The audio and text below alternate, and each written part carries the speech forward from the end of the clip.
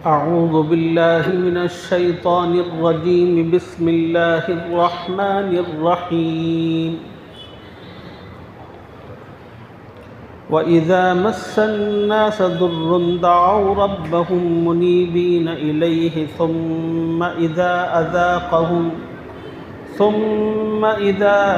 أذاقهم منه رحمة إذا فريق منهم بربهم يشركون ليكفروا بما آتيناهم فتمتعوا فسوف تعلمون. أم أنزلنا عليهم سلطانا فهو يتكلم بما كانوا به يشركون. وإذا أذقنا الناس رحمة فرحوا بها وإن تصبهم سيئة بما قدمت أيديهم إذا هم يقنطون. أولم يروا أن الله يبسط الرزق لمن يشاء ويقدر إن في ذلك لآيات لقوم يؤمنون. صدق اللہ العظیم. گزشتہ سبق میں آپ حضرات کی خدمت میں کلام پاک کی جن آیتوں کا خلاصہ عرض کیا گیا تھا، ان آیتوں میں اللہ رب العزت نے یہ بات بتائی تھی، توحید یہ فطری چیز ہے.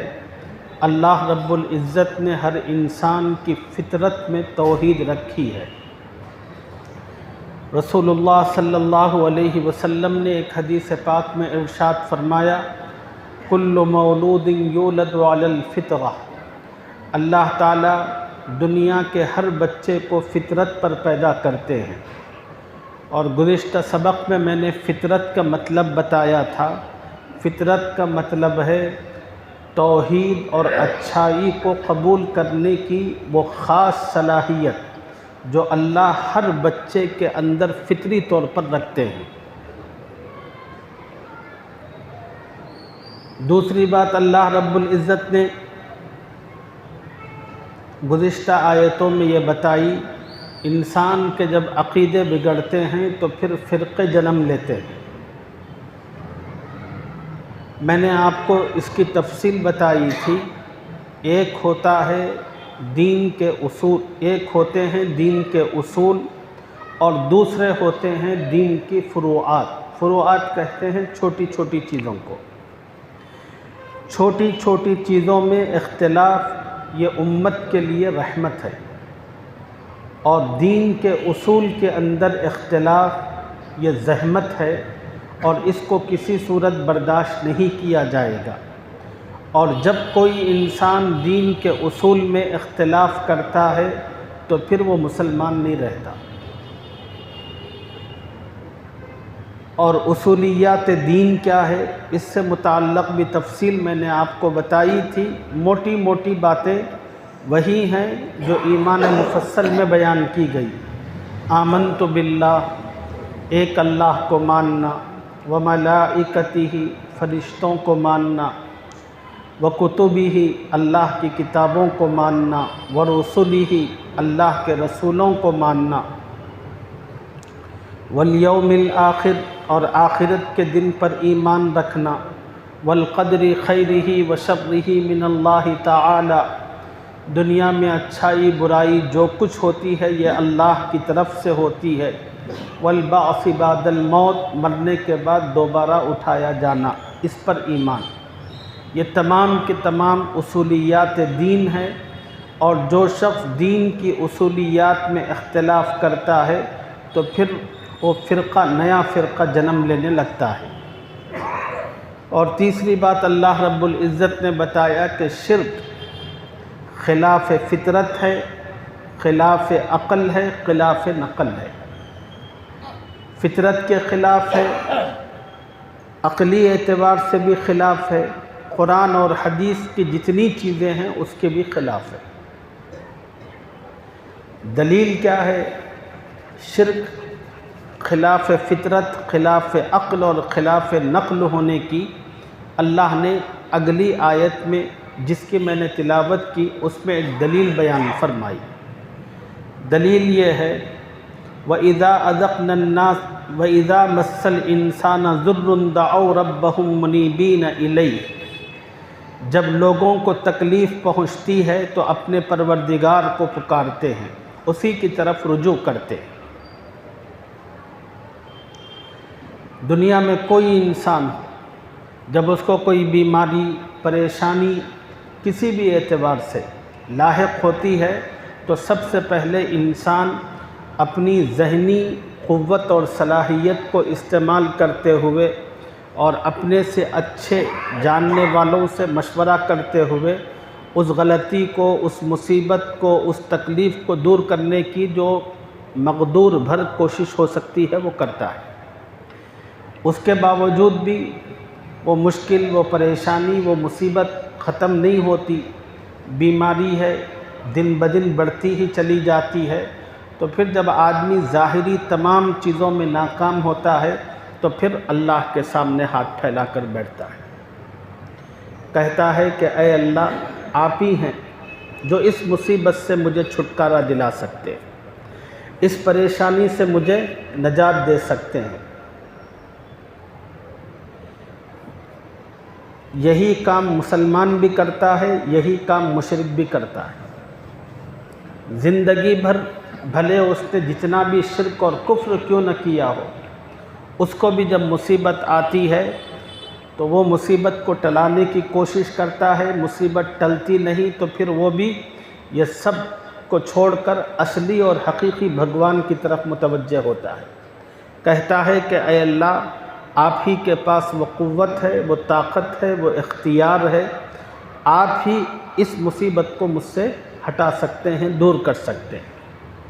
اللہ رب العزت رحم کھا کر، ترس کھا کر اس کی مصیبت کو دور کرتے ہیں تو پھر وہ فوراً شرک کرنے لگتا ہے، کہتا ہے مصیبت میں تو خدا کو پکار رہا تھا، اور جب مصیبت ختم ہو گئی کہتا ہے کہ فلاں بزرگ کی دعا کی وجہ سے میری مصیبت ختم ہو گئی، فلاں بھگوان کی کرپا سے میری مصیبت ٹل گئی۔ اب نظر و نیاز، منت، چڑھاوے، یہ سب چیزیں لے کر کبھی کسی مزار پر جاتا ہے، کبھی کسی دیول کو جاتا ہے، کبھی کسی اور کے پاس جاتا ہے۔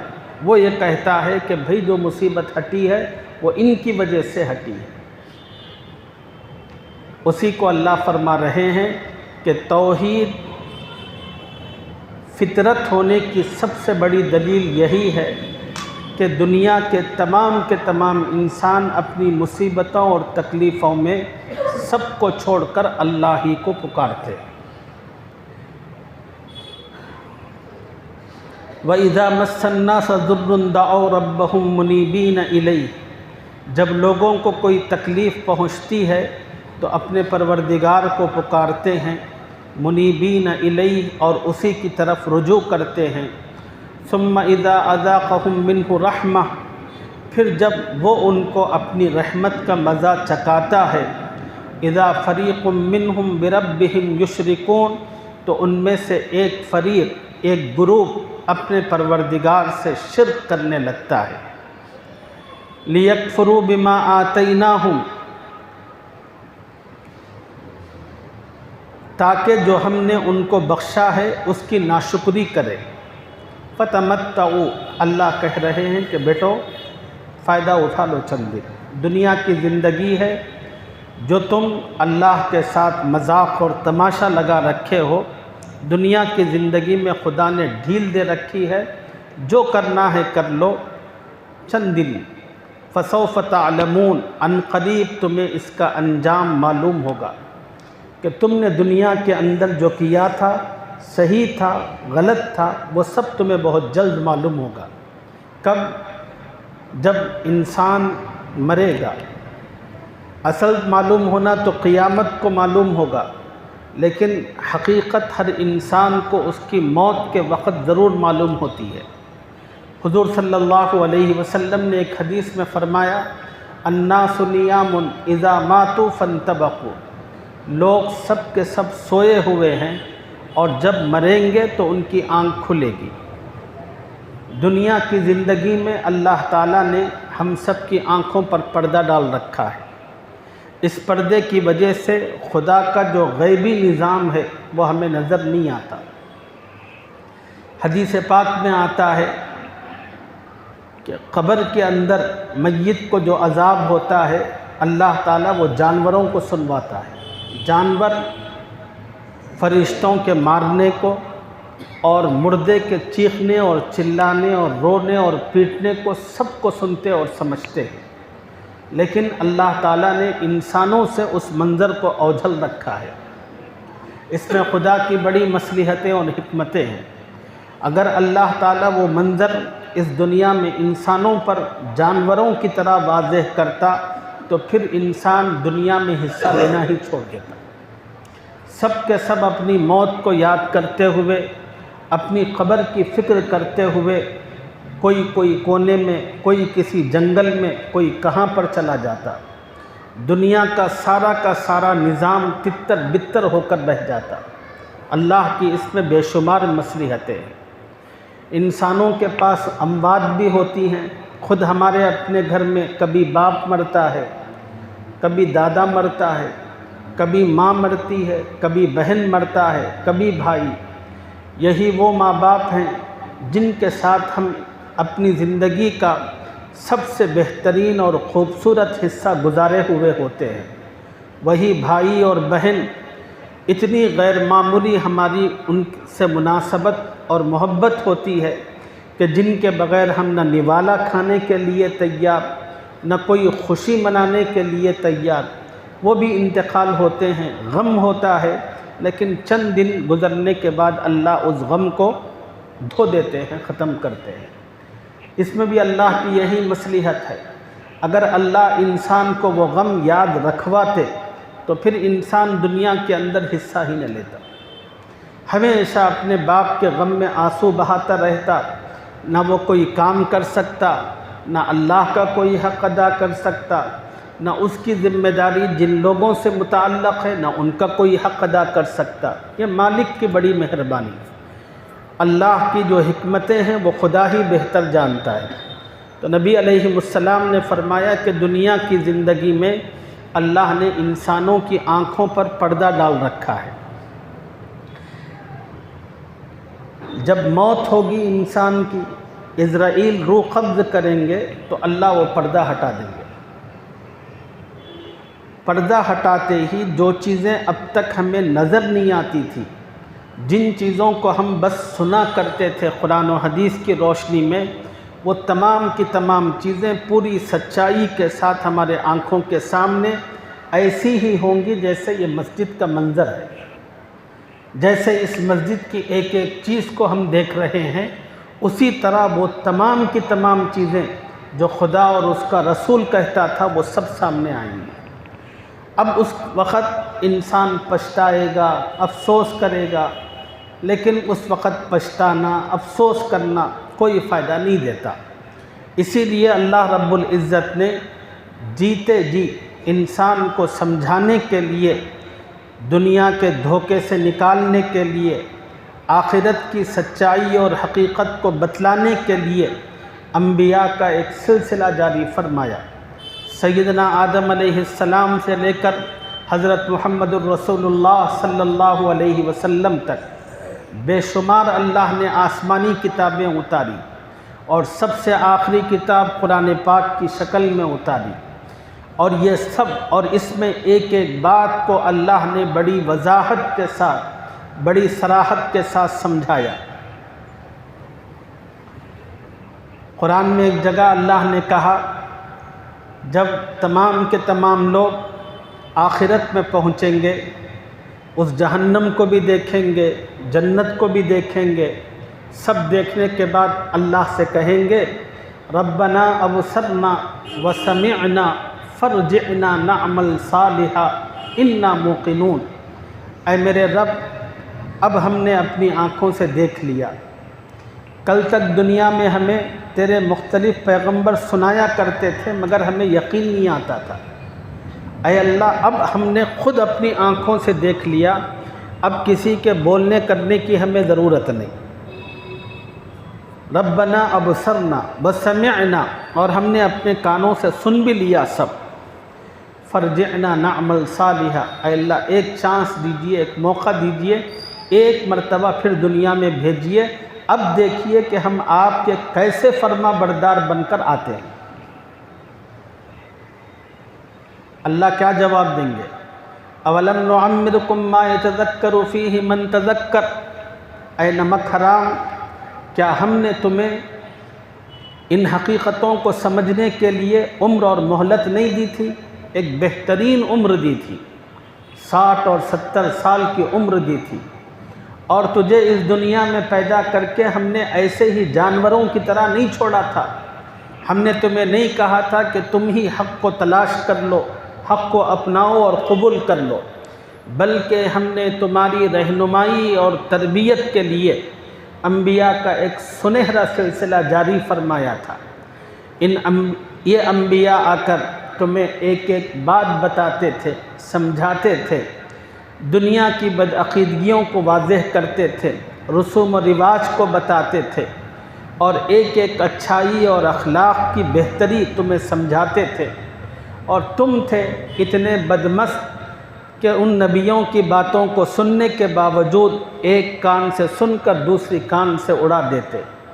وجاءکم النذیر، کیا ہم نے تمہارے پاس ڈرانے والوں کو نہیں بھیجا؟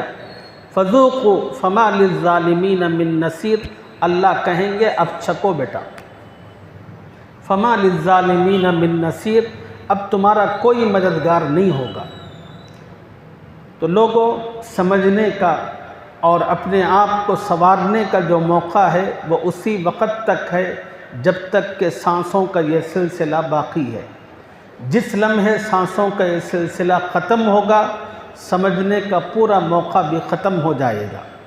اسی کو اللہ نے کہا فَسَوْفَ تَعْلَمُونَ، اب دنیا میں جتنی سرکشی کرنا ہو کر لو، فَسَوْفَ تَعْلَمُونَ، ان قریب تمہیں اس کا انجام معلوم ہوگا۔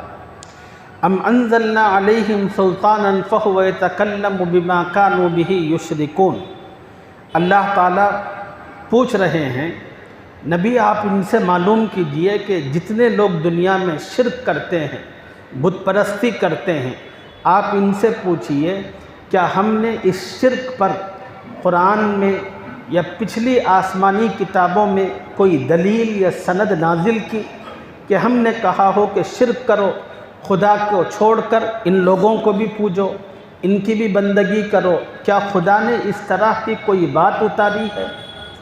کیا اللہ تعالیٰ نے اس طرح کی کوئی دلیل دی ہے؟ پوچھئے ام انزلنا علیہم سلطانا فہو یتکلم بما کانوا بہ یشرکون، کیا ہم نے ان پر ایسی دلیل نازل کی ہے جو ان کو اللہ کے ساتھ شرک کرنا بتاتی ہے؟ نہیں۔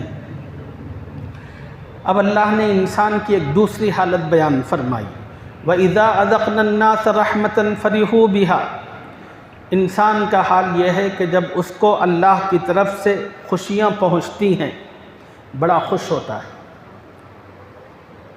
کسی اچھی کمپنی میں جاب مل گئی، خوش، بیوی گوری چٹی مل گئی، خوش، کوئی اچھا پلاٹ مل گیا کہیں پر، خوش۔ جیسے جیسے اللہ تعالیٰ کی طرف سے اس کو بھلائیاں اور رحمتیں ملتی رہتی ہیں، انسان بڑا خوش ہوتا ہے اور اتراتا ہے، کہتا یہ ہے مجھے یہ نوکری ملی میری قابلیت کی وجہ سے، چھوکری بھی ملی میری صلاحیت کی وجہ سے۔ انسان ہر چیز کے اندر اپنی بڑائی بگاڑنے لگتا ہے۔ اب اس کے نگیٹیو میں آئیے، انسان پر زندگی میں جب پریشانیاں آتی ہیں، مصیبتیں اور تکلیفیں شروع ہوتی ہیں، نوکری چلی جاتی ہے، بیوی چھوڑ کر میکے بیٹھ جاتی ہے اور بچے کو اس کے حوالے کرتی ہے، تو اس کو تو دن میں تارے نظر آتے ہیں۔ اب کوئی کاروبار سے وابستہ ہے، کاروبار میں نقصان ہوتا ہے، کوئی گاہک اس کی دکان کی طرف آتا ہی نہیں، پلٹ کر بھی نہیں دیکھتا، اب اس کو خدا بڑا یاد آتا۔ اب جب مصیبت آتی ہے تو وہ خدا سے شکوہ کرنے لگتا ہے، کہتا ہے کہ اللہ میاں صحیح نہیں ہے، اللہ میاں برابر نہیں ہے، اس لیے کہ بہت سارے لوگ ہیں لیکن سب کے ساتھ تو خدا برابر ہے، لیکن میرے ساتھ ناانصافی کر رہے ہیں۔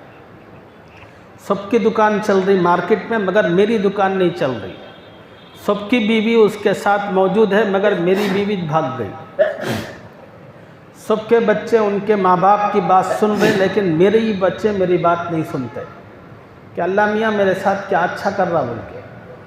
نوکری چلی گئی تو کہتے ہیں کہ سب کی نوکریاں ہیں میری چلی گئی۔ جب انسان کی زندگی میں پریشانی اور مصیبت آتی ہے تو فوراً شکوے شکایتوں کا ایک نہ ختم ہونے والا سلسلہ شروع ہوتا ہے۔ وَإِذَا أَذَقْنَا النَّاسَ رَحْمَةً فَرِحُوا بِهَا، اور جب ہم لوگوں کو اپنی رحمت کا مزہ چکاتے ہیں تو اس سے خوش ہوتے ہیں۔ وَإِن تُصِبْهُمْ سَيِّئَةٌ بِمَا قَدَّمَتْ أَيْدِيهِمْ إِذَا هُمْ يَقْنَطُونَ، اور اگر ان کے عملوں کے سبب جو ان کے ہاتھوں نے آگے بھیجے ہیں ان کو کچھ نقصان پہنچے تو نا امید ہو کر رہ جاتے ہیں۔ یہ منظر اللہ نے کافروں کا بیان فرمایا، لیکن جو مومن ہیں مسلمان ہیں ان کا معاملہ بالکل مختلف ہے۔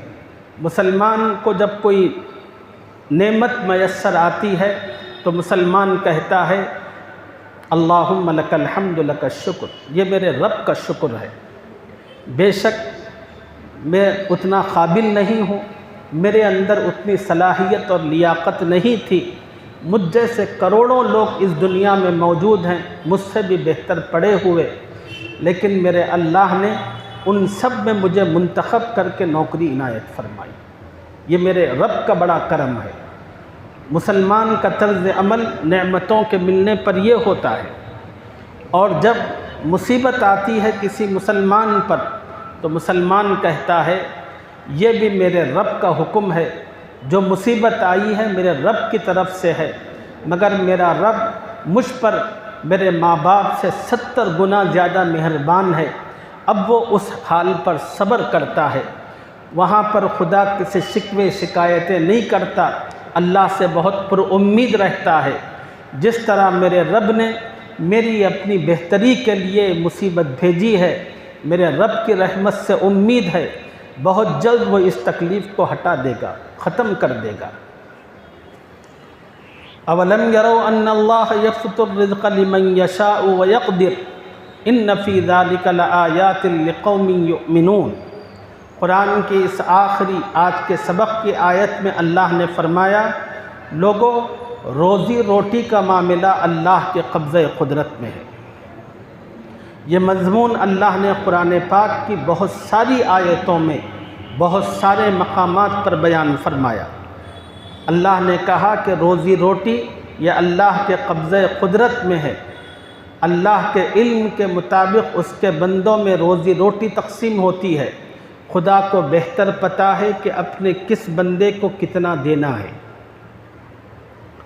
قرآن میں ایک اور جگہ اللہ نے کہا وَلَوْ بَسَطَ اللَّهُ الرِّزْقَ لِعِبَادِهِ لَبَغَوْا فِي الْأَرْضِ، دنیا میں ہر انسان کی خواہش یہ ہوتی ہے میں بھی اڈانی کی طرح ہوتا، میں بھی امبانی کی طرح ہوتا، میری بھی اتنی فیکٹریاں اتنی دولت ہوتی، ہر سوچ ہے ہر کسی کے دل میں آتی ہے۔ اللہ نے فرمایا کہ خدا چاہتے تو دے سکتے تھے، اس لیے کہ اللہ کے پاس جو خزانے ہیں وہ لامحدود ہے، ختم ہونے والے نہیں۔ دنیا کے تمام انسانوں کو ان کی مرضی اور خواہش کے مطابق اللہ تعالیٰ دیتے چلے جائیں تو خدا کے خزانے میں اتنی بھی کمی نہیں ہوتی جتنا ایک سوئی کو سمندر میں ڈالنے سے اس کے ناکے میں سمندر کا جو پانی لگتا ہے اتنی بھی کمی خدا کے خزانے میں واقع نہیں ہوتی۔ اللہ کے خزانے اللہ کی قدرت اتنی لامحدود، لیکن اللہ تعالیٰ دیتے کیوں نہیں؟ تو خدا نے اس کی وجہ بیان فرمائی لبغوا فی الارض، اگر اللہ سب کو پیٹ بھر کر دیتے تو پھر دنیا میں سب کے سب اللہ کے باغی بن جاتے، دنیا کا نظام تتر بتر ہوتا۔ بھائی اس دنیا کے نظام کو چلانے کے لیے مالکوں کی بھی ضرورت ہے، مزدوروں کی بھی ضرورت ہے۔ اگر اللہ تعالیٰ اس دنیا میں خالص مالکوں کو رکھتے پھر ان کا گھر 3 دن کے بعد رہنے کے قابل ہی نہیں رہتا، اتنی گندگی اتنا کچرا، اب وہ کچرا کون صاف کرے گا؟ اگر اس کے گھر کے اندر پلمبنگ کا کوئی کام آ جائے، وہ کام کون کرے گا؟ کیا وہ مالک کر سکتا ہے؟ نہیں۔ اللہ کا ایک نظام ہے، اللہ رب العزت نے اپنے نظام کے تحت کچھ مالکین کو بنایا ہے، کچھ لوگوں کو غربت کی سطح پر رکھا ہے، اور اللہ تعالیٰ نے غربت کی سطح پر رکھنے کے بعد ان مالکوں کو، ان مزدوروں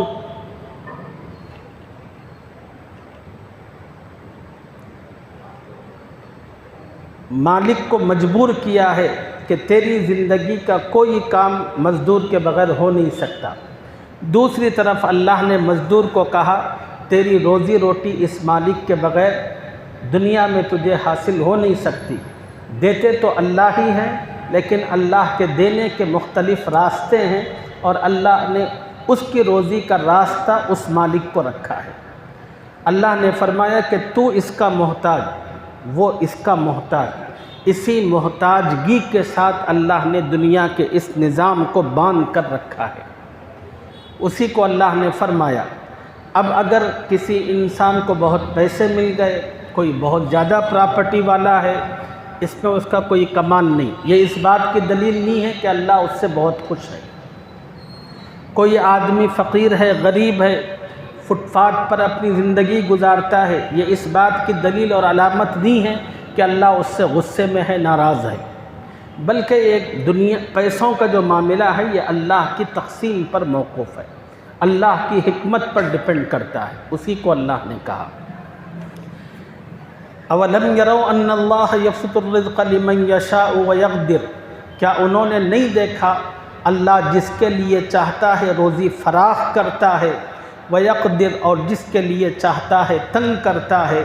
ان فی ذلک لآیات لقوم یؤمنون، بلا شبہ اس میں ایمان والوں کے لیے بہت سی نشانیاں ہیں۔ اگلی آیتوں میں اللہ نے اور بڑے اہم مضامین بیان فرمائے ہیں، انشاءاللہ اس کی تفصیل اگلے سبق میں آپ حضرات کی خدمت میں عرض کی جائے گی۔ اللہ مجھے اور آپ کو قرآنی ہدایات سے مستفید ہونے اور اس کے مطابق اپنی زندگی کو، اپنے اعمال کو اور اپنے عقیدوں کو بنانے کی توفیق عطا فرمائے۔ وما علینا الا البلاغ، وآخر دعوانا ان الحمد للہ رب العالمین۔